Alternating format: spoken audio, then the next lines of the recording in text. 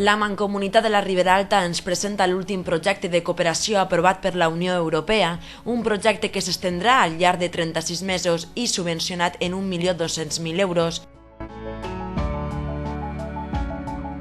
A cadascuna d'aquestes àrees es posarà en marxa un projecte pilot que dona resposta a la problemàtica existent a la zona, com ara problemes d'abastiment d'aigua, mobilitat o recollida de residus.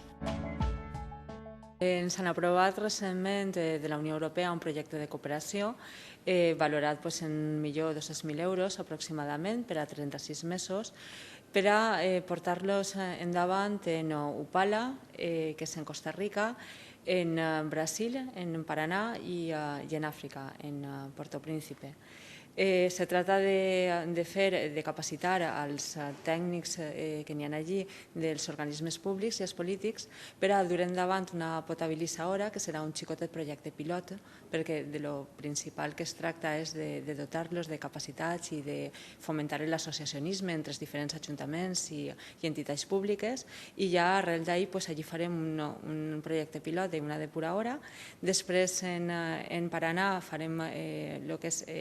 ensenyar-los a la recollida selectiva de residus, tant el plàstic, el cartó, com tot tipus de residus sòlids, i també intentarà fer allí un projecte pilot. I després en Puerto Príncipe allí hi ha problemes de mobilitat per el tràfic, hi ha també prou de turisme. El que se tratarà de fer és d'un projecte de mobilitat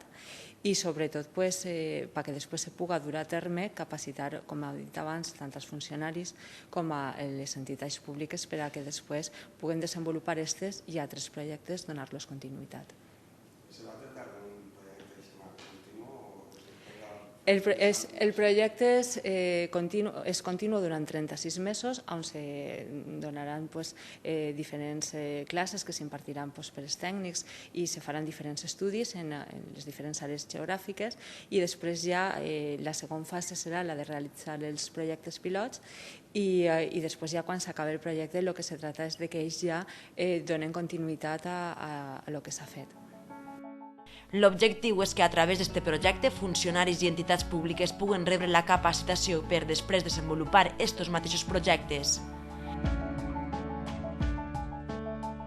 36 mesos que poden dir tenen un fi teòric però no pràctic, ja que, com explica la presidenta de la Mancomunitat, Rosa Sebastià, els diferents socis del projecte posaran en marxa allò après durant el període que ha durat aquesta capacitació.